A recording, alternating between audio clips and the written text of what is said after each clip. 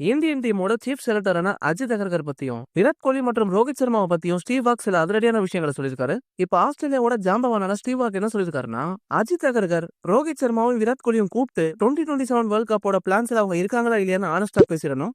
அதே மாதிரி பிளேயர்ஸும் நம்மளை விட கிரிக்கெட் கேம் தான் பெருசுன்றது புரிஞ்சுக்கணும். ஏன்னா எந்த ஒரு தனி நபருமே கிரிக்கெட்டை விட பெரிய ஆள் கிடையாது. இதே மாதிரி ரோஹித் சர்மாவும் விராட் கோலியும் செலக்டர்ஸ் கிட்ட போய் 2027 வேர்ல்ட் கப்பை நாங்க விளையாட விரும்புறோம், எங்களுக்கான பிளான் என்னன்னு கேட்டே ஆகணும். ஏன்னா கிரிக்கெட் போய்கிட்டே இருக்கும், நம்மளோட இடத்துல ஒரு நாள் வேற ஒருத்தர் வந்துருவாரு. சோ சீனியர் பிளேயர்ஸை விட்டு விலைக்கு போகணும்னு அகர்கர் முடிவு பண்ணிட்டாருன்னா அந்த கடினமான முடிவையும் அவர் எடுக்கணும். இது மட்டும் இல்லாம செலக்டர்ஸ் ப்ரொஃபஷனல் டிஸ்டன்ஸை மெயின்டைன் பண்ணி ஓப்பனா கம்யூனிகேட் பண்ணணும், எஸ்பெஷலி சீனியர் பிளேயர்ஸ் கூட.